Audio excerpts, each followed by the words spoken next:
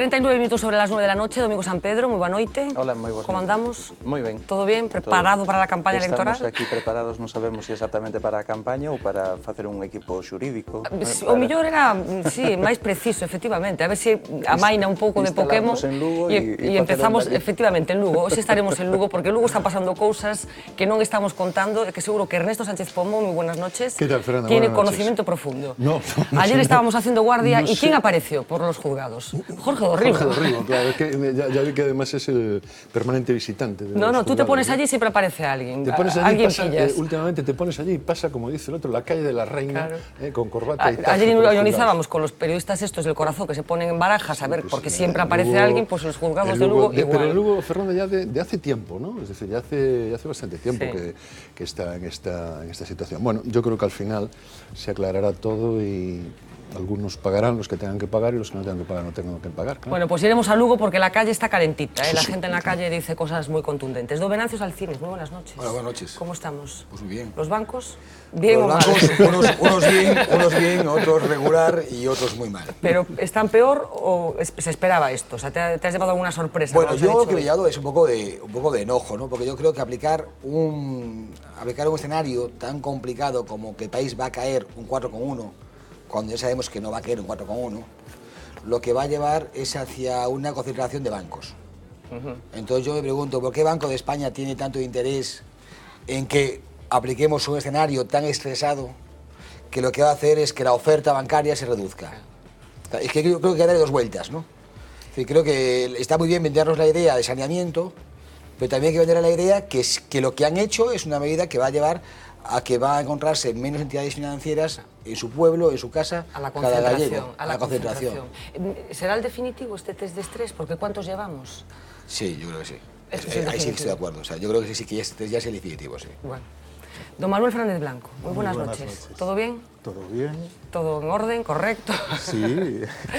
Muy bien, pues vamos a hablar de muchas cosas hoy, de temas muy variados. Hablaremos, por supuesto, de economía, de ese test de estrés de Oliver Wyman, de lo que suponen esos presupuestos generales del Estado aprobados ayer y que ya tienen ese apellido de los más restrictivos de la historia de la democracia, pero tenemos que ofrecerles la dosis diaria de Operación Pokémon, que en el día de hoy, de una forma más específica, casi está más concentrada en la deriva política que en la judicial, porque Ourense, como saben, sigue en un estado de excepción, podríamos calificar. El todavía alcalde de Ourense presentará formalmente su renuncia mañana en el transcurso de un pleno y se abre un periodo de una cierta interinidad hasta que se suscriba un nuevo pacto de gobierno, porque ninguno de los partidos políticos que están presentes en el ayuntamiento tiene mayoría absoluta. Así que vamos a hacer nuestro paseo diario por Ourense. Se va diciendo a sus afines lo que había callado, denunciando traiciones y deslealtades dentro de su partido, lo que denominó miserias humanas. Un dardo envenenado a la cúpula socialista que hoy atribuía las declaraciones al difícil momento que atraviesa Francisco Rodríguez. A noso respaldo a nivel personal, pero, aínda que sexan decisións duras, o Partido Socialista ten que estar por encima desas decisións. La espina se la quitarán mañana. Francisco Rodríguez hará efectiva su renuncia como alcalde y también como concejal, algo que en principio pensaba dilatar. Se ratificará la marcha del nacionalista Fernando Varela, la renuncia a la tendencia de alcaldía de Isabel Pérez y se designará a la que será alcaldesa en funciones. Quen dirixirá o goberno durante este período transitorio de 10 días será doña Margarita Martín. 10 días tienen PSOE y BNG para ponerse de acuerdo. Los nacionalistas están dispuestos a impedir que el PP gobierne y el PSOE da por hecha la alcaldía. Iso que dixeron os cidadáns de Ourense que querían que houbera un alcalde do Partido Socialista e, polo tanto, así será. Tendrán que lidiar con el bloque, pero también con un grupo socialista dividido. Afirman que el alcalde elegido tendrá el respaldo de todos. Lo que no han querido calibrar es el impacto electoral. La abstención puede aumentar y aquí el PP echará el resto. Es decir, que ni todas las políticas ni todos los políticos son iguales. Eso que hay que hacer na campaña, bueno, pues para vencer esa tendencia a abstención. Porque aún con el alcalde fuera, el efecto de la operación Pokémon continúa. Bueno, hay que recordar que hay una deriva política y que tiene que ver con una crisis interna dentro del PSDG que se visualizó de una forma muy evidente ayer en una junta local que convocó el todavía alcalde y a la que no asistieron algunos de sus concejales. Decía cosas muy contundentes Francisco Rodríguez, que les vamos a recordar. Non me falta ninguén. Estades xustamente os que debedes estar porque sodes dignos, leais e, sobre todo, limpos de corazón. Nestes días puiden comprobar a miseria do ser humano, a deslealdade e a traizón. Bueno, decíamos que el grupo municipal del PSDG en el Ayuntamiento de Ourense está fracturado en estos momentos y yo, Domingos, no sé qué consecuencias puede tener esto para las expectativas electorales del PSOE, específicamente en la ciudad de Ourense. Bueno, vimos que o que podía ser unha salpicadura dunha investigación judicial acabou devolvendo o Partido Socialista nunha crise interna que ainda non acababa de resolver, ese laberinto que ten formado entre, digamos, o sector que apoia a Pachi Vázquez e o sector que estivo en contra nun congreso recente, no pasado mes de marzo.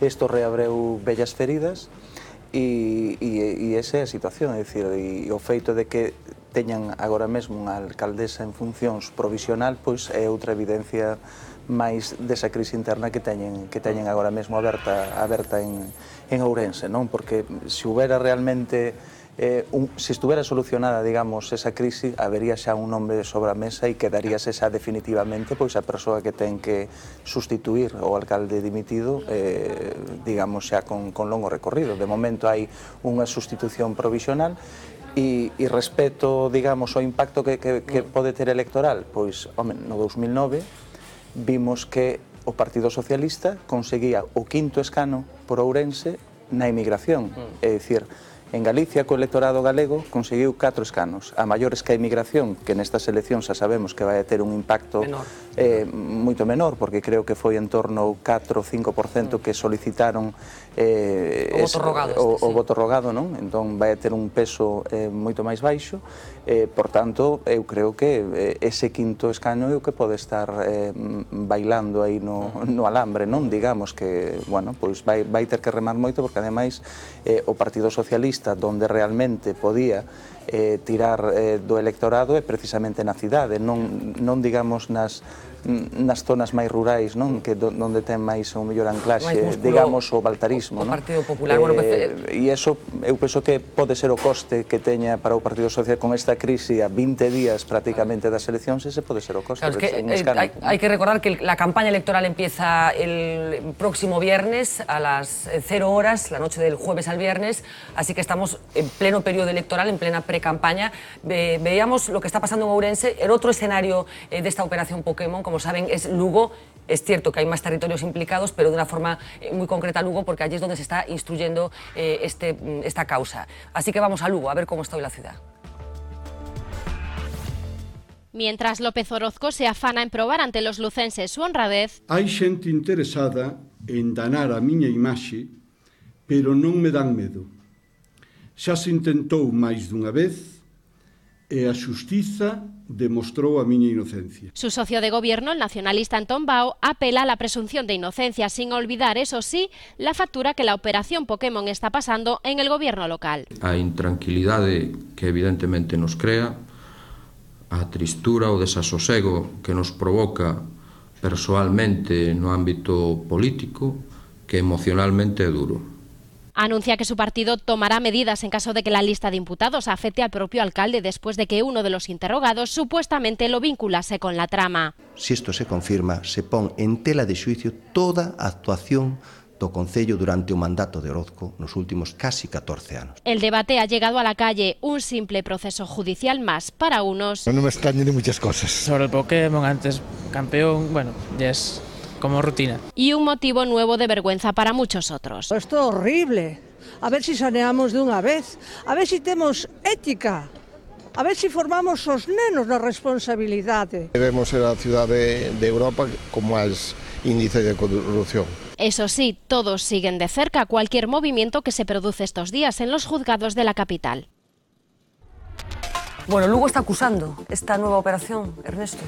Sí, porque yo creo que son muchas, ¿no? Yo creo que es ya son años y años de investigaciones y de acusaciones y de corrupciones y de operaciones y de detenciones. Es decir, yo creo que la gente, al final, estas cosas calan, ¿no?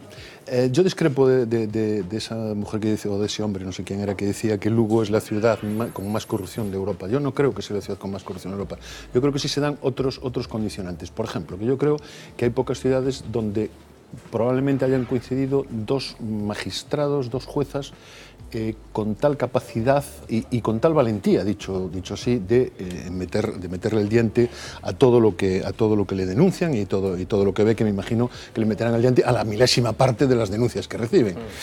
Pero además yo creo, Fernanda, que es que, claro, el momento que sale una operación, sale otra donde vemos que hay una ligazón muy estrecha y sale una tercera donde volvemos a ver que están todas vinculadas y que prácticamente son los mismos personajes. Es decir, el tal Reguera que estaba en esta operación de Pokémon, uno de los cabecillas de Pokémon, también aparecía en la operación Carioca, y al mismo tiempo los de la Carioca también estaban, la policía municipal, que algunos policías municipales declaran. Es decir, que está todo como muy entrelazado, ¿no? Y yo creo que esto cala en la gente, y yo creo que la gente está un poco cansada.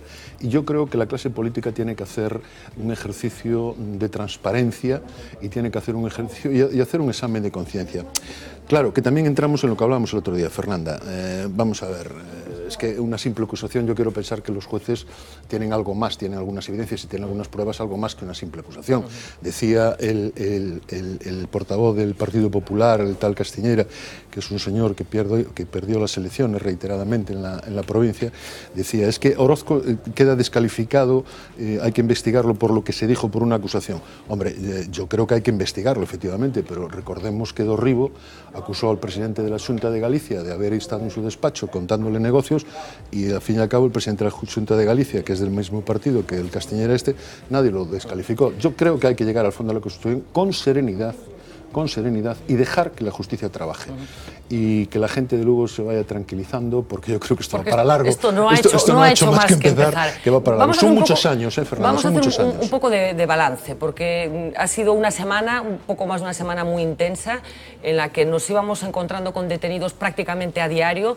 Sin duda, el hit ha sido la detención del alcalde de Ourense, pero hay muchísima más gente implicada, una trama que vincula en esta supuesta trama de corrupción también a empresarios. Así que vamos a recordar un poco quién es quién en esta trama Pokémon. Francisco Rodríguez, alcalde de Ourense por el Partido Socialista, suspendido de militancia, presentado su dimisión, imputado por prevaricación y cohecho, libre bajo fianza de 6.000 euros. Adolfo Gacio, alcalde de Boqueixón, PP, dimitió como alcalde pero sigue de concejal, imputado por prevaricación y cohecho, libre bajo fianza de 10.000 euros. Francisco Fernández Liñares, expresidente de la Confederación Hidrográfica Miñosil, exconcejal de Lugo por el Partido Socialista, suspendido de militancia, imputado por cohecho, tráfico de influencias y blanqueo, en prisión. Javier Reguera, gerente de La Hora en Lugo y socio de Liñares, imputado por cohecho, tráfico de influencias, blanqueo y falsedad documental, en prisión. Manuel Santiso González, socio en varios negocios con Javier Reguera, copropietario del edificio del Queens, imputado por cohecho, tráfico de influencia, blanqueo y falsedad documental, libre bajo fianza de 20.000 euros. Gervasio Rolando Rodríguez Acosta, presidente de Vendex, imputado por cohecho y tráfico de influencias, en prisión. Alberto Quintana, gerente de Sermasa, en Santiago, imputado y en libertad. Adrián Cordero, delegado de Vendex en Ourense, en libertad con cargos. José María Tutor, delegado de Vendex en Galicia, libre bajo fianza de 4.000 euros. Jorge Pío Cecchini, socio fundador de Cechalba, está en libertad con cargos. Román Otero, funcionario del Ayuntamiento de Santiago, jefe del Servicio de Contrataciones desde hace 12 años, imputado y en libertad. Abelardo Ulloa, jefe de la Policía Local de Ourense, al frente del cuerpo desde 1988, está libre bajo fianza de 5.000 euros. Daniel Corral, policía local jubilado de Lugo, fue coordinador de la Policía Local lucense, en libertad sin fianza. Fernando Varela era concejal de deportes en Ourense del Bloque Nacionalista Galego, fue edil de seguridad, bomberos y policía local entre 2007 y 2011. Está en libertad bajo fianza de 3.000 euros. Manuel Ángel Pico Yáñez, concejal de Cospeito, PSDG, vinculado a la constructora Hermanos Pico Yáñez, imputado y en libertad. Maribel Carrasco Álvaro, mano derecha de Gervasio Rolando en Vendex, ocupa un cargo en la filial de Madrid, imputada y en libertad. Demetrio Arias López, cuñado de Javier Reguera, encargado del servicio de la grúa municipal en Lugo. José Daniel Blanco Fernández, empresario de Ocarballiño. Olga González Fernández, empresaria de Ocarballiño. Javier Anchelergues, empresario de Vigo, en libertad. Bueno, puestos así uno detrás de otro, Venancio, yo no sé qué te sugiere lo que está pasando con esta operación. Yo creo que como toda la gente que está en Galicia, lo que estamos es asustados, ¿no? Asustados, y yo creo que tiene razón Ernesto, yo creo que Lugo no es la ciudad con más corrupción, lo que pasa es que es la ciudad en la que conocemos más. Yo creo que si tuviéramos ese nivel de transparencia en La Coruña, pues estaríamos igual de asustados, ¿no? Lo que pasa es que no sabemos lo que ocurre detrás y no hay ningún juez que haya hecho esa labor, ¿no? Pero lo que te quedas es asustado. Pero yo creo que tiene una parte positiva este caso, porque muestra la corrupción menuda. Porque pensábamos que este era un país solamente de grandes corruptores y corruptos, de millones de euros, y se quedaba todo, ¿no? Y no es así. Hemos descubierto que hay una corrupción de 4.000 euros, de 3.000, de 10.000, que invade a muchísima gente, que afecta a un policía, que afecta a otro, y si la gente que consideramos que tiene que estar al margen de todo esto, le entra por nada. Le entra por nada, por dos reales, ¿no? Y es lo que te queda como pasmado. Y ese tipo de corrupción, como que sabíamos que estaba, pero no nos lo queríamos creer, ¿no? Pensábamos que todo era el pelotazo de los 4 millones de euros o los 5 millones de euros. Una forma de funcionar, supuestamente, que efectivamente, como dice Venancio, penetra un poco en todo el sistema, ¿no? y que acaba tocando a mucha gente, porque efectivamente por las fianzas que se están poniendo a los implicados se supone que los delitos no son impresionantes, son de cuantía menor, ¿no? Por eso las fianzas están relacionadas precisamente con los delitos que se le imputan a los que han sido detenidos. Vamos a dar un poco el recorrido que hemos hecho hoy por la Operación Pokémon, antes de escuchar el punto de vista de Manuel Fernández Blanco, con un adelanto. El próximo domingo, Valla V, se va a ocupar en todos los asuntos de esta operación Pokémon. Nuestra compañera Yago García, con su particular punto de vista, ha visitado la ciudad de Asburgas y se ha encontrado con esto. Esto es un pequeñito adelanto de lo que les espera el domingo. El alcalde está en libertad bajo fianza de 6.000 euros y tiene que estar dentro. Así que vamos a intentar que nos reciba. Poderíamos falar co alcalde? Vamos a preguntar en el departamento de prensa como está levando o alcalde todo isto. Moi ben, moito mellor do que o levaría ninguén. Implicada la policía, el alcalde, es complicado. ¿Sabe lo que es esto? Un Pokémon. O lema da serie era faite con todos. Como hai tantos implicados... Ainda faltan, Ainda faltan? Vamos a ver onde chegue. Déixame agora totalmente intrigado, No, pero hoy non se falaban con bastante propiedad. ¿Y os parece que hay mucha corrupción aquí en esta ciudad? No sé. En mi país hay más corrupción que aquí. No sé si eso es consuelo, para los que estamos aquí. Sí, tengan consuelo. ¿Sí? Todavía no están tan mal como nosotros. A ver qué sale. Hay que decir presunto ahora. Sí, presunto, que es xamón en portugués. Hay que decir presunto. Entonces, bueno, a ver que... Que a xustiza faga o seu traballo. Eso, que faga o seu traballo e a ver que pasa. Quedounos moi ben esa declaración. É moi de político cando sai do xulgado. Confiamos plenamente en la labor de la justicia. Gracias, no hay más declaraciones. Bueno, gracias. Nada máis. Gracias, hasta luego. Muy majos los ourensanos, tengo que decirlo, porque Yago García venía sorprendido de lo bien que habla la gente y lo dispuesta que está a opinar sobre estos asuntos. Manuel. Realmente me parece muy preocupante todo esto que está ocurriendo, que es el último episodio de una serie de escándalos de corrupción que desde años están salpicando a la política, desde hace muchos años, ¿no? Filesa, Matesa, ¿os acordáis de todo aquello? Filesa, Matesa, Roldán... Juan Guerra... La del BOE... Sí, bueno, es que...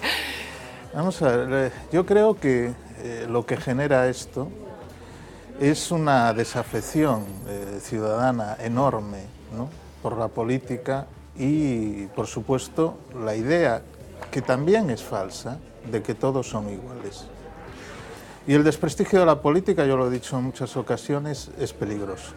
El desprestigio generalizado de la política es peligroso. Uno, porque iguala a todo el mundo, iguala a todas las políticas y además puede dar lugar a tentaciones autoritarias, ¿no? Es decir, a veces el argumento de la corrupción del sistema en su conjunto es lo que facilita que supuestos líderes mesiánicos se postulen como los que van a limpiar el sistema y demás, ¿no? Yo creo que hay algo bueno en todo esto, dentro de lo malo, y es que la justicia en general actúa.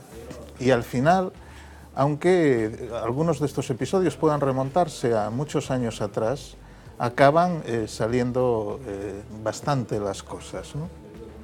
Me parece que lo que habría que tener muy en cuenta es que esta idea de que la corrupción los iguala a todos, los que primero debían deshacerla son los propios partidos políticos.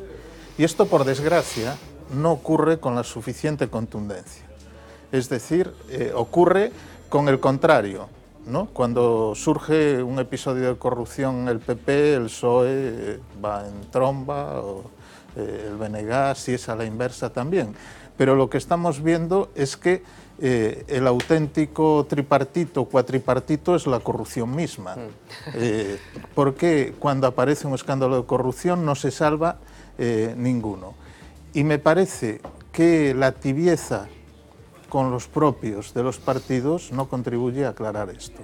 Por ejemplo, yo creo que no es de recibo que alguien que está implicado en un escándalo de corrupción dimita un poquito. ¿No? Como el alcalde de Boqueixón, por ejemplo. ¿No? Dimito, pero un poco, ¿no? No me parece... O se dimite o no se dimite. Sí, pero dimitir un poquito... Dimitió el 50% y después dimitirá el otro 50%, ¿no? O sea, más adelante dimitirá el otro 50%. Ha hecho el 50%, pero da el primer paso. Me parece muy que, importante eso. Que este tipo de cosas y, digamos, que dentro de los propios partidos esto se permita, no contribuye a depurar la política. Luego hay una cuestión, y ya termino, ¿no? A mí me parece que la verdad está siempre sacrificada en el campo de la política, ¿no? Creo que era, no sé si era Nis, que decía que no amaba a los partidos políticos porque no amaban la verdad, ¿no? Y es verdad. Y yo creo que la regeneración de la política pasaría por una cierta restauración de la verdad. Simplemente mencionar que Pachi Vázquez dice Paco tomou unha decisión que lle honra moito, ¿no? E Paco Rodríguez dice nestes días puiden comprobar a miseria do ser humano, a deslealdade e a traizón. Como articulamos esto, ¿no? Decía Manuel de todas maneras que las cosas acaban saliendo. Estamos hablando, lo decías tú, de corrupción a pequeña escala, digamos, pero mi pregunta es si creéis que realmente la gran corrupción acaba saliendo. Incluso hablamos de economía, esa famosa teoría de la puerta giratoria, de que unos entran y salen, no solamente aquí en España, en Estados Unidos, del que es secretario de Estado de una cosa, después acaba estando en una agencia de calificación. Eso también puede acabar desembocando en corrupción. ¿Creéis realmente que la gran corrupción está perseguida? O sea, yo creo que la gran corrupción no, ni la gran corrupción, ni la pequeña corrupción, ni la mediana corrupción. O sea, yo creo que la corrupción no está perseguida. Y sobre lo que tú decías, que es cierto que manchar la clase política no es bueno, y estoy de acuerdo contigo, pero yo creo también que decir que la clase política tiene un sistema que nos hace mejores. Es decir, nosotros tenemos un sistema que no hace buenos políticos, porque tenemos un sistema que se basa en más sus comunicantes. Es decir, mi objetivo como político es destruir al contrario, no es yo ganar a ningún votante. Si vemos las elecciones últimas, nos damos cuenta que cada presidente ha entrado porque ha perdido el otro. Entonces, cuando uno entra en juego político, no tiene ningún interés, ningún beneficio en ser bueno. Su gran objetivo es la destrucción del contrario. Y pues estamos viendo cómo llegan los gobiernos, llegan los partidos a gobernar sin programas políticos, sin cuerpos intelectuales, sin ideas, porque lo único que se paga es la destrucción. Entonces tampoco no puedes tener un sistema donde lo que tienes que hacer es colocarte y golpear. Lo acabamos de ver en Lugo con ese señor Castiñeiras, que yo no conozco, pero lo primero que ha hecho ha sido golpear a Orozco, por si cae, y si no, muy bien, y si muy bien, y si no, no pasa nada. Ese es tu objetivo. Si a ti te han dicho que tú para ser político, lo único que tienes que hacer es decir permanentemente que el otro es un corrupto, el oficio es muy fácil. Ese señor, puede mirar para Valencia, por ejemplo, para Baleares. Claro. Pero yo, si me permites, quería incidir en dos cosas, Fernanda. Tú preguntas, ¿la gran corrupción? Es que yo creo que la gran corrupción no se persigue porque está siempre disfrazada de negocio legal, ¿no? Es decir, los grandes corruptos, las grandes compañías que actúan con corrupción permanentemente, que están el otro lado, siempre disfrazan sus corrupciones de gran negocio, ¿no? Y de negocios legales. Y además es que esas compañías y esas empresas tienen siempre el respaldo de los gobiernos. Es decir, no hace falta recordar que en este país no hace mucho se ha dado una amnistía fiscal para los grandes corruptos, es decir, no para ti y para mí, que podemos defraudar 20 euros, no, para los grandes corruptos, los que defraudan y los que se han llevado 20 millones de euros. Y no olvidemos que el gobierno anterior, ya fuera de su mandato, prácticamente, le dio una amnistía a un banquero corrupto, es decir, entonces yo creo condenado, un banquero condenado y por eso fue amnistiado, sí, claro. Pero no solo corrupto, sino además condenado. Entonces yo creo que la gran corrupción se disfraza siempre de negocio legal, es decir, las grandes compañías, esas de ordenadores que destruyen no sé qué, o las otras que tal. Pero decía Venancio una cosa en la que yo vengo insistiendo muchísimo, es decir, hombre, claro, no todos los políticos son iguales, pero esta corrupción que está absolutamente disfrazada por todos los lados y está sembrada por todos los lados, lo que nos demuestra es que esto es una cosa del día a día. Después tenemos tibieza, más tibieza que ha tenido este país con el yerno del rey, que ha hecho lo que le ha dado la gana, que cuando se ha investigado se le ha dejado hasta última hora, que la policía y el gobierno le ha facilitado la entrada en el juzgado para que no se tropezase. Que se dudó de que entrara. Que entrara.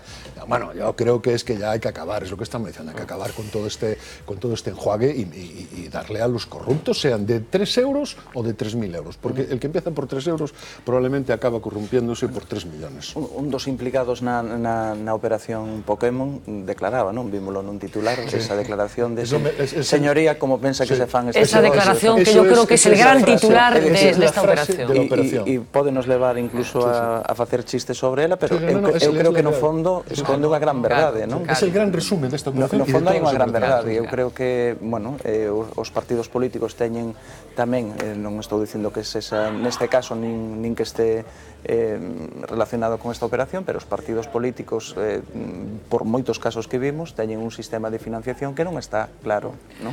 Bueno, esa frase, luego hay otra frase muy buena también, que es que no sabía que el Vega Sicilia costara tanto. Esa también estuvo muy bien, esa frase. Esa fue la segunda frase de esta operación. Es más de hacerse... Esa está muy bien también, ¿eh? Pero nos parece que los partidos políticos están haciendo el ridículo en esta operación. Uno echando la culpa al otro. Esa frase rompe, por decir así, el velo, ¿no?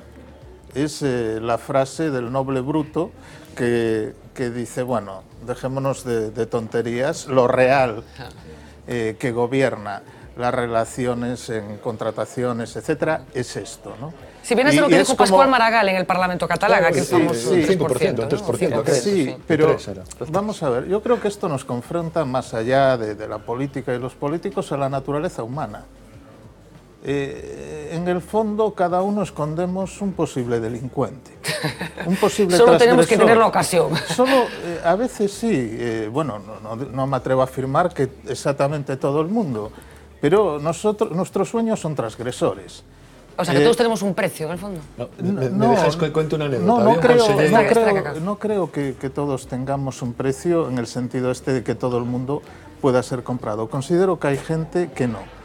Pero hay más posibilidades de crimen que la compra o la venta. Y en cierto sentido, todos tenemos una parte de transgresor, de criminal, y por eso digo, pensemos en nuestros sueños. Nuestros sueños muchas veces... Son inconfesables. Son inconfesables e implican la transgresión. Bien, si esto está en cada uno y no hay mecanismos de cultura, este llamado a la ética que hacía esta señora de Lugo, creo que me parece que es un a la ética apelando además a los niños. A los niños, a la educación, me parece que es un testimonio a rescatar. Es decir, en la naturaleza humana está la tendencia a explotar al otro, a aprovecharse de él, a engañar, a mentir, a gozar explotando lo que no se debe. Eso está. Y si realmente no hay mecanismos culturales, éticos y también de control social, pues eso se va a desarrollar siempre. Es decir, siempre esta epidemia creo que se puede cortar o que se puede limitar, pero estos episodios de este tipo van a existir siempre. Del mismo modo que nadie ha sido capaz en la historia de la humanidad de acabar con las guerras. Es una constante. Querer aprovecharse del otro, destruir al otro. Entonces, no tenemos, yo creo que asustarnos tanto, estar un poco más advertidos de la naturaleza humana, ser un poco menos ingenuos de lo real y adoptar, como el hombre no es bueno por naturaleza, pues tomarlo en cuenta. Control de riesgos, que se llama, ¿no? Decías una anécdota. Voy a contar una anécdota, que es que un consellero, que ya no está en la Xunta de Galicia, siempre decía, los periodistas tienen un precio, el caso es que saber cuál, ¿no? Claro. Que es un poco lo que decías tú. No, yo creo que todos tienen un precio, pero hombre, es que están todos en la actividad pública, ¿no? Es decir, yo creo que prácticamente todas las grandes sospechas y pequeñas sospechas y medianas sospechas de este país pasan por la actividad pública. Cargos políticos, cargos públicos, los que tienen posibilidades de negociar obras, los que tienen posibilidades de hacer adjudicaciones. Bueno, yo creo que hay que acabar con esto. Bueno, estaba hablando, vamos a ir avanzando un poquito. Hablaba Ernesto de precio y hoy hemos sabido el precio que nos va a costar la recapitalización del sistema bancario, que no va a ser moco de pavo. Se hacía pública esa auditoría, esa esperada auditoría de Oliver Wyman, en la que aparecen especificadas las necesidades de capital de cada entidad financiera. ¿Cómo han cambiado las cosas en pocos años? Antes de nada, vamos a ver exactamente, muy resumido, qué es lo que dice esa auditoría. 53.745 millones de euros. Este es el dinero que necesita la banca española para sanearse. Un poco más, hasta 59.300, si no se tienen en cuenta los procesos de fusión todavía pendientes, pero eso sí, sin llegar hasta los 65.000 contemplados en el peor de los escenarios. El informe de la consultoría independiente Oliver Wyman se dio a conocer justo después del cierre de la bolsa y deja una lista dividida entre aprobados y suspensos. Por un lado están las 7 entidades que sí necesitarán una inyección de capital público. El gordo de la cifra lo copan los bancos intervenidos ahora por el Estado, que requerirán hasta 46.206 millones. A la cabeza de ellos Bankia, que necesita 24.743 millones para sanear sus activos. Le siguen Cataluña Banca, Nova Galicia Banco y Banco de Valencia. BMN, que integra a 4 entidades, incluida Caja Murcia o Caja Granada, e Ibercaja también necesitan más liquidez, al igual que el Popular. Sus necesidades se cifran en unos 3.223 millones que el banco ya ha adelantado conseguirá a través de inversores privados y descarta las ayudas públicas. En el otro lado de la balanza están otros 7 bancos cuyo capital sí sería suficiente para hacer frente al peor de los escenarios financieros. Juntos representan al 62% de la cartera crediticia del sistema bancario español. Entre los 3 primeros, y como ya venían sonando, están el Santander, el BBVA y CaixaBank, cuyos activos no solo son suficientes, sino que exceden las previsiones mínimas exigidas por la consultora. Bueno, esa es la radiografía básica de esa auditoría que hoy presentaron en rueda de prensa, como decíamos en el vídeo después del cierre de los mercados, el subgobernador del Banco de España y el secretario de Estado de Economía.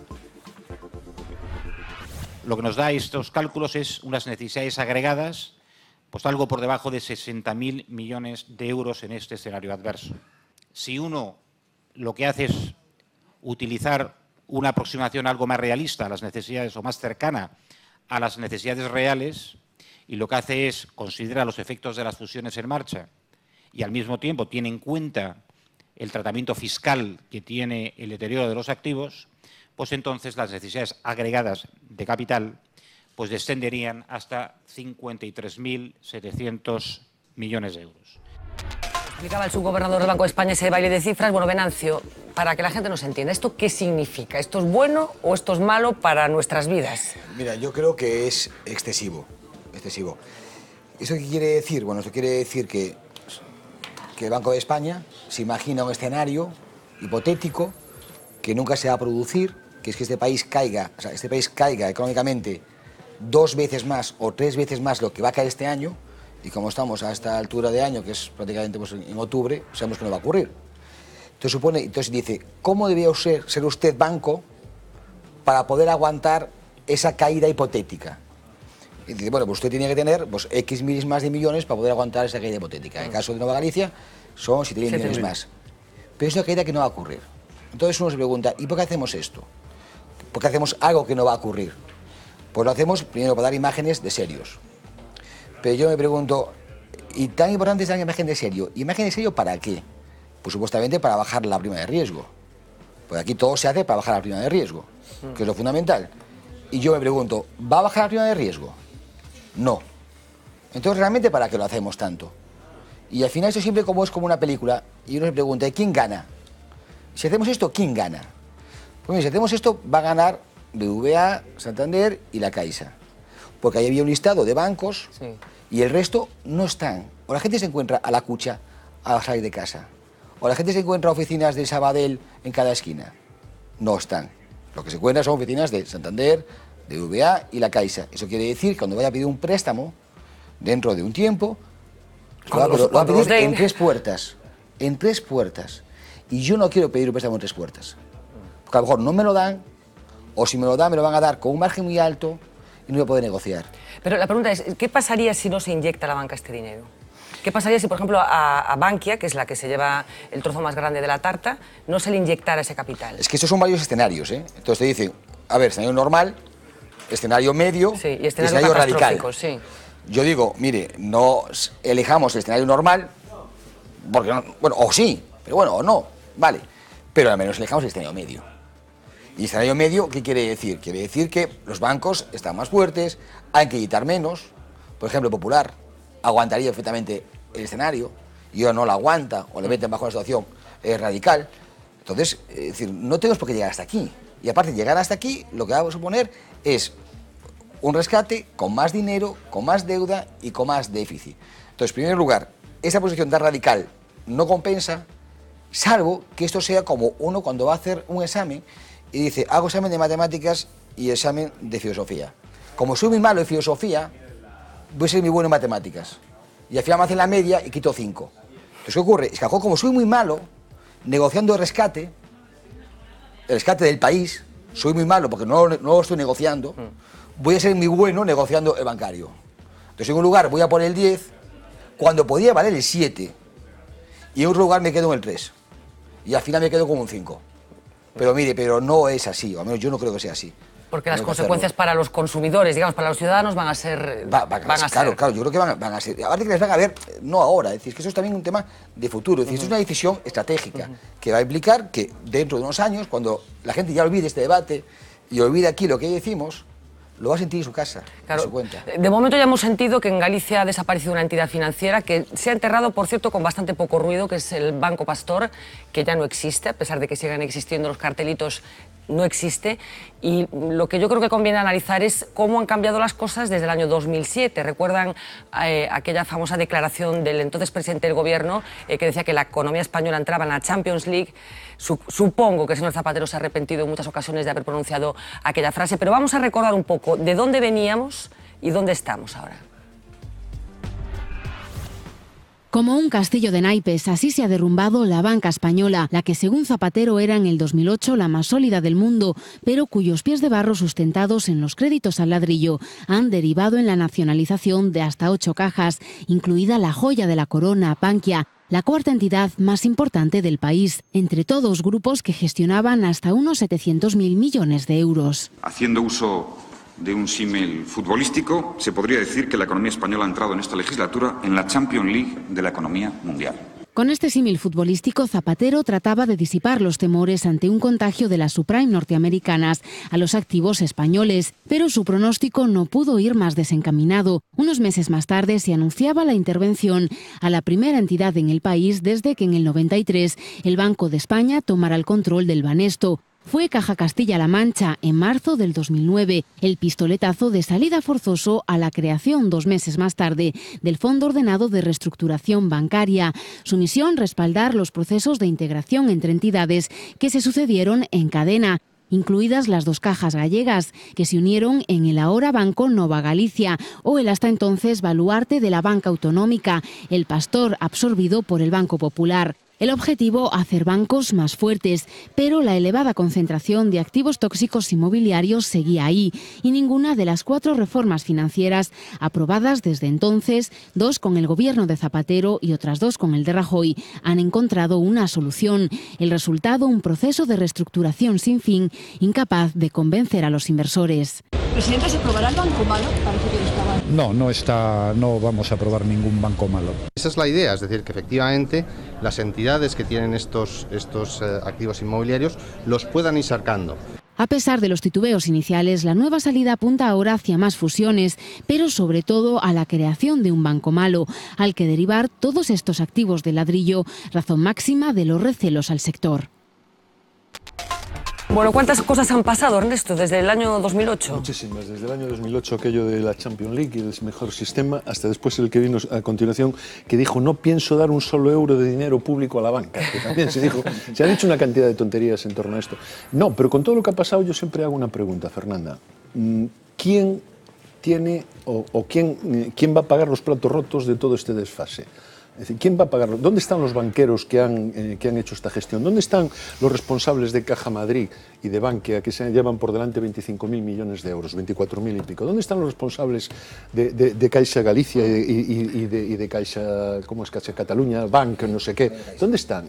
¿Cuánta gente ha ingresado en la cárcel? Pero es que aquí lo que vemos es que ingresa en la cárcel el señor, que me parece muy bien. No vengamos después, es que tú pediste que liberaran a no sé qué. No, ingresa en la cárcel el señor que cobra 3.500 euros mensuales por hacer el chanchullo, que me parece bien que vaya, pero yo no he visto ningún banquero en la cárcel, volvemos a lo de antes. Es decir, aquí hay un palo todos los días. En este país llevamos no sé cuántos años trabajando todo el mundo y pagando impuestos para salvar a la banca y llegamos al día de hoy, como tú dices, y todavía no hemos salvado. Te contaba yo que leyendo una cosa con términos económicos y bancarios, yo que soy analfabeto en este tema, hoy decía, bueno, es que yo hace 3 años no sabía absolutamente nada, no sabía lo que era la mitad de las cosas que ahora ya forman parte de nuestra vida. Hoy, ¿verdad? creo que era hoy, en la Unión Europea hubo una conferencia de Madeleine Ashton, que es una de las representantes de la Unión Europea, y trataba de explicarle a un grupo de jóvenes, creo que era, cómo era posible que se estuviera inyectando dinero público a la banca, y venía a decir, bueno, pues efectivamente tenemos que inyectar dinero público porque si no se llevan todo por delante, y es cierto que funcionaron como un casino los Tú recordarás bancos, ¿no? que hace mucho tiempo aquí en esta mesa dijimos, y yo creo que tú estabas de acuerdo, que esta era una crisis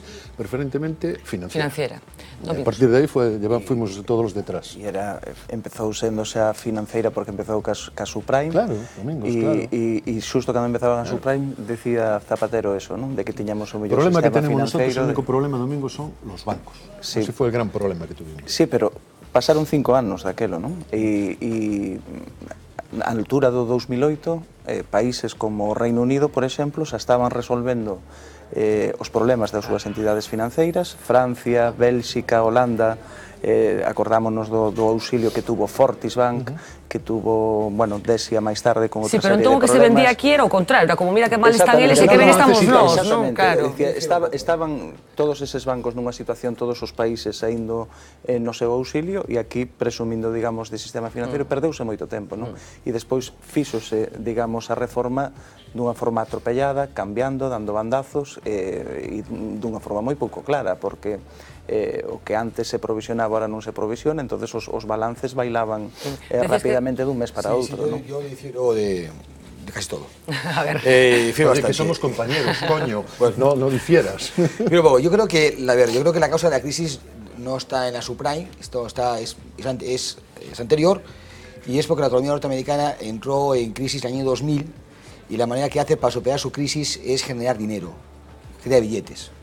Y cuando se crea billetes, ¿qué ocurre? Bueno, pues lo que ocurre es que el billete vale poco, el dinero vale poco, es cuando se pagan las cuentas a plazo a 0,8 o 0,9. Entonces la ingeniería financiera, subprime es una ingeniería financiera, nace siempre en situaciones de máxima liquidez. Nunca hay ingeniería financiera cuando la cuenta a plazo se paga al 5%. Entonces nace en ese entorno. Entonces tenemos que recurrir a la política económica que se aplicó en Estados Unidos en el 2000 para encontrar el origen que es anterior. Y después, por otra parte, cuando decimos que actuó Gordon Brown, así fue, en el año 2008, gastó más de 70.000 millones de euros en comprar acciones de bancos ingleses. Y no hizo Zapatero, y no podía hacerlo Zapatero. No podía hacerlo Zapatero. Yo soy con él muy crítico, pero esta crítica no se podía hacer. ¿Por qué? Porque ellos tenían un activo tóxico que era un bono. Y un bono está en un mercado, y tiene un valor. Y tú llegas a casa y dices, mira, este bono no vale nada, lo rompiste, no vale nada. Pero nuestro bono era un inmueble. Nosotros teníamos bonos tóxicos, era un inmueble. Entonces, cuando entra la crisis, Zapatero llama a la banca. Y la banca, y te cuento, ¿usted cómo está? Yo limpio, Yo no tengo ningún problema. Y es cierto, nuestra banca no tenía bonos tóxicos. Lo que tiene es inmuebles. Yo tengo inmuebles que han quedado de valor, pero subirán. Y de hecho, todo el país pensaba hasta el año 2010 que el inmueble iba a remontar. Entonces, ese año 2010 cuando descubrimos que el inmueble no remonta. Entonces es a partir del año 2010 cuando sabemos cuál es nuestro activo tóxico. Y es el inmueble. Y así podemos que no era tóxico hasta, que no era tóxico hasta ese momento. Ese es nuestro problema, que teníamos dentro el virus y no lo vimos. Pero era un virus distinto que el que había en otros países de la Unión Europea. La auditoría de Oliver Wyman que hemos conocido hoy se viene a sumar una semana de muchos acontecimientos económicos. Ayer, como saben, se presentaba ese avance de los presupuestos generales del Estado. La letra pequeña no la sabremos hasta mañana, probablemente haya alguna sorpresita en el boletín oficial del Estado, cosa que suele ser habitual en los últimos tiempos. Pero más que de presupuestos, vamos a ver un vídeo en el que se resumen las reformas estructurales que ayer también avanzaba el ministro Luis de Guindos. 43 leyes intentarán transformar la economía española y convencer a Bruselas de nuestra capacidad para cumplir con el déficit. Autoridad fiscal. La medida más destacada es la creación de una autoridad fiscal independiente. Supervisará los presupuestos de todas las administraciones, vigilará sus gastos y velará por el cumplimiento del déficit. Estará lista en el primer trimestre del 2013. Jubilación. El Gobierno reformará la normativa de la jubilación anticipada y parcial. El objetivo, aumentar la edad efectiva de retiro y acercarla al límite legal de los 65 años. El Pacto de Toledo revisará los factores de sostenibilidad de las pensiones para adecuarlas a la esperanza de vida. Empleo. Entre las medidas figura la creación de un contrato para la formación y el aprendizaje, el llamado Sistema Dual. Se aprobará antes de diciembre, lo mismo que la Estrategia de Empleo Juvenil. Se incentivará la colaboración público-privada en los servicios públicos de empleo. También se regulará la Comisión Consultiva Nacional de Convenios Colectivos, incluirá al Gobierno y funcionará cuando no haya acuerdo entre empresa y trabajadores. Mercado. El Gobierno liberalizará sectores clave como el de la energía. Antes de final de año se aprobará la nueva ley del sector eléctrico, que completará su liberalización y dará más protección al consumidor. Se simplificarán los organismos supervisores en mercados como el audiovisual, el transporte o las telecomunicaciones. Además, en los 3 primeros meses de 2013 se aprobará la nueva ley del mercado único. Homogeneizará las normativas existentes en el territorio para hacer efectiva la libre circulación de mercancías y la prestación de servicios en toda España. Otras medidas. Entre las medidas de apoyo a los emprendedores se creará la figura del empresario con responsabilidad limitada y se eliminarán cargas administrativas al inicio y fin del negocio. A mayores, el Gobierno también ha confirmado la reforma de la administración local y de la ley electoral para reducir el número de concejales y homogeneizar sus sueldos. Aprobará también un plan de incentivos para el vehículo eficiente. Bueno, Manuel, enseguida te escucho, pero antes, Venancio, ¿van por buen camino estas medidas estructurales? ¿Es lo que se necesita, es lo que nos pide Europa? Porque ya no sé si es lo que se necesita o lo que nos pide Europa. No, es lo que nos pide Europa. Sí, bueno, es decir, lo que hacemos más fuerte, más importante, es porque nos lo pide Europa. Y lo demás, pues es un político que está con una hoja de Excel y le da la opción de borrar. Borra, borra, borra, y así maneja el presupuesto. Pero no crea nada. No hay ninguna buena decisión. O sea, tú ves como la sociedad entera está pidiendo que se modifique la administración pública, no se modifica. Ves como somos el país de Europa con más municipios y no fusionamos. Es que, ¿qué hacemos? Lo fácil. Siempre lo fácil. Y si hacemos algo difícil, es porque nos lo exigen. No hacemos nada difícil que no sea porque antes nos han exigido otros. Manuel. Sí, me parece que, por esto mismo que decía Venancio, ¿no? Es un poco un semblante de hacer cosas, ¿no? Pero que probablemente no tocan los problemas fundamentales, ¿no? Como se ve, no sé si luego hablaremos un poco de los presupuestos, ¿no? Pero me parece que nos movemos en un campo de ficciones, ¿no? En un campo ficcional. Los propios presupuestos, ¿no? Son de algún modo ficcionales porque se basan en presupuestos que al parecer no son nada reales, ¿no? Entonces me parece que es un modo de plantear cosas no eficaces que sirven más que nada para la opinión pública en un momento determinado, ¿no? A mí me parece, de todas maneras, quería intervenir un poco, matizar también un poco respecto a la discusión anterior, ¿no? Efectivamente, es posible que el virus del capitalismo en España en concreto, bueno, son el problema inmobiliario, ¿no? Pero yo creo que hay que hacer también una reflexión más general. Yo creo que el contexto es una transformación del capitalismo productivo al capitalismo especulativo y que en ese tránsito del capitalismo productivo que se sustentaba en algo más sólido detrás al capitalismo especulativo, hay algo que se desata de un modo mucho más descontrolado, ¿no? Y lo vemos también en las políticas con los bancos, es decir, en los bancos efectivamente ahí están probablemente a esos niveles los grandes corruptos, pero están con una fuerza y una capacidad de influencia que hace que sean intocables, ¿no? Efectivamente, si alguien debe esa cantidad de miles de millones, el Estado tiene un problema, ¿no? Y no lo tiene tanto él mismo. Y siempre hay un empuje a lograr el objetivo por encima de lo que sea. Y ese es el empuje auténticamente autoritario. Y la sensación que tienen muchos ciudadanos de que el auténtico poder no está en el ciudadano, ¿no? A mí me resulta muy llamativo que al final se produce la concentración bancaria, efectivamente. Es decir, que al final volvemos al punto de partida. Parece que esto había sido cuestionado cuando Bankia planteaba la absorción y el monopolio en cierta medida sobre el sistema financiero, iba a absorber a Caixa Galicia, etc. No, eso fue un fracaso, eso no puede defenderse más. Qué curioso. Sale la evaluación que realiza una agencia, por supuesto, independiente. Y por supuesto privada. Y por supuesto privada. El auténtico poder actual son las agencias de evaluación. Sí, sí. Es decir, ese es el poder real. Las agencias de evaluación que en algunos casos fueron conniventes con algún gobierno muy demonizado, como es el caso de Grecia, ¿no? Que creo que recibió alguna ayudita de Goldman Sachs en este caso para maquillar las cuentas. Dimos una vuelta y estamos en el inicio. Al final, 3 bancos. Te va a gustar esto que vamos a poner, porque hoy hemos conocido una historia muy sorprendente que dice mucho de qué hay detrás de las decisiones económicas. Le sonará el déficit público del 3%, ese famoso techo que impuso la Unión Europea a través del Pacto de Estabilidad y Desarrollo y que constituye en estos momentos el ogro de la práctica totalidad de los gobiernos de Europa, por lo menos de los meridionales. Y hoy hemos sabido de dónde viene el famoso 3% y la verdad es que es un poco espeluznante. Vamos a verlo. El temido 3%, el límite del déficit impuesto por Europa, la pesadilla de todos los dirigentes, pero ¿alguien se ha preguntado el porqué de esta cifra? La respuesta la cuenta hoy el periódico Aujourd'hui en Francia. Tiene su origen en 1981 y su protagonista es Guy Abeille. Era un alto funcionario que trabajaba con François Mitterrand. El entonces presidente se quejaba de los ministros que se presentaban a menudo en su despacho para pedirle más dinero. Le dijo a su departamento de presupuestos que le hacía falta una cifra, algo sencillo que pusiese fin al derroche. En una hora y sin ninguna teoría por detrás, Abeille garabateó en una servilleta 3%. Una cifra redonda, difícil de olvidar y que nos recuerda a la Santísima Trinidad, explicó el exalto cargo.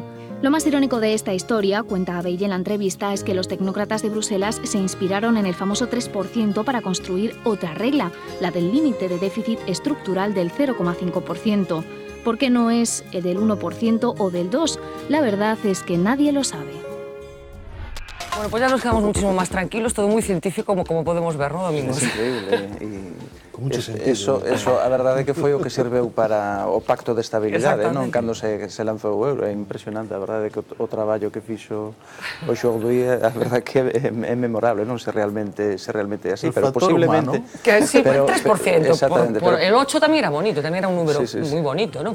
Bueno, menos mal que non foi o 8, porque senón as finanzas públicas de toda a Unión Europea estarían... Pero es impresionante. Eso, alguien pone en una servilleta 3% un día porque se lo piden. eso hace que montones de familias tengan desahucios por no poder pagar la hipoteca. Hay muchísimas grandes decisiones que nacen así. Casi no voy a defender a los, ese es el poder, a los budistas cuando Manolo, dicen mejor no hagas nada. Manolo, mueves una piedrecita y provocas un terremoto. Y provocas un terremoto. Eso sí que es poder, poner en una servilleta 3% y que el mundo baile al ritmo que tú le has marcado en una servilleta. Eso es poder. Pero hay muchas decisiones irracionales detrás de la economía, Sí, muchas, sí. O pasionales, o con las tripas, más que con la cabeza. Son políticas, ¿no? Cuando tú antes comentabas el tema de la especulación, te diré que la compañía de Indias, cuando mandaba los barcos a las Américas, salía siempre tarde para llegar, obviamente tarde, hubiese carencia de productos y poder cobrar más.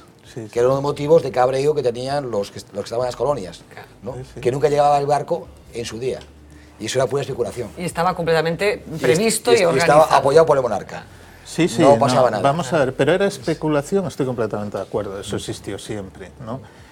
O retener el producto en el almacén para que suba de precio, bien, eso existió siempre, pero existía el producto.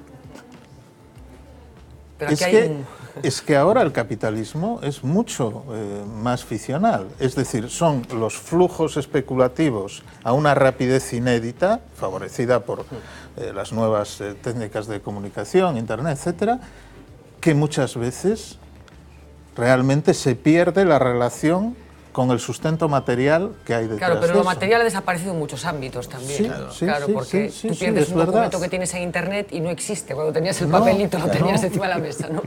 Claro, o sea, que esa virtualidad existe en todos los ámbitos, ¿no? Reproduces en internet las meninas y crees que puedes ver mucho mejor el cuadro y acercarlo, pero al final lo que hay es un píxel. Mientras que en las meninas te acercas y ves el puntito de pintura. Bien, pues esto sería algo parecido. Es decir, se pierde la relación con lo real que sustenta la economía.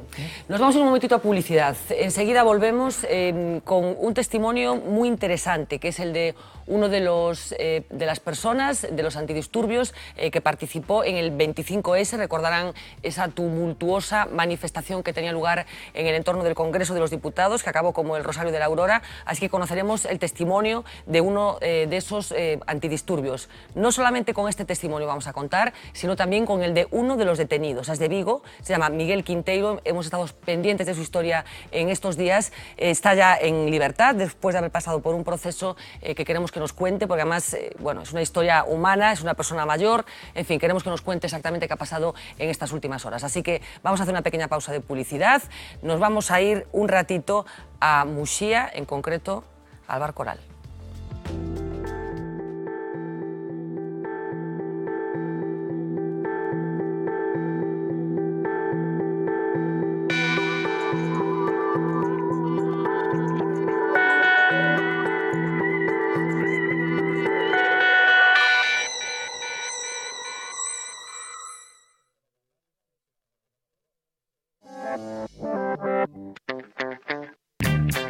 O restaurante Coral nace unha familia que migra dunha aldea aquí cercana ao pueblo, veña de outro sector, o sector da ganadería, pasa a hostelería.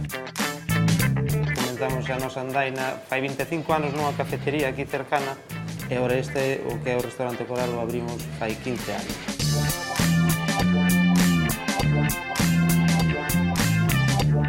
O restaurante Coral comenzou cunha cociña máis tradicional e foi evolucionando a unha cociña con unhas pinceladas máis modernas e, sobre todo, hacia unha línea de unha cociña de mercado que trate produtos frescos, produtos do mar, produtos das nosas costas.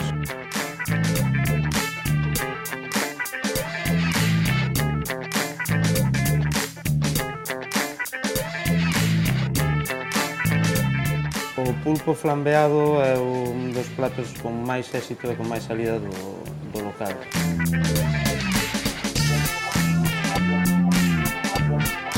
É un pulpo que vai á plancha, leva un pouquiño de allo, aceite, tomate, flambeado con coñac e acompañado duns caseros.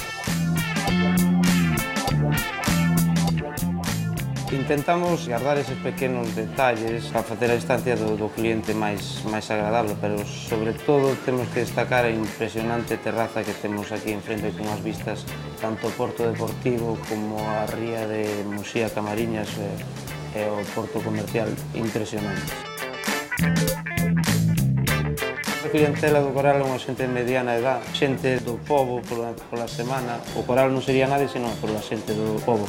E pois o fin de semana é unha xente máis de paso, hai xente con segunda vivienda aquí. E tentamos, sobre todo, ir levando esa línea durante todo o ano.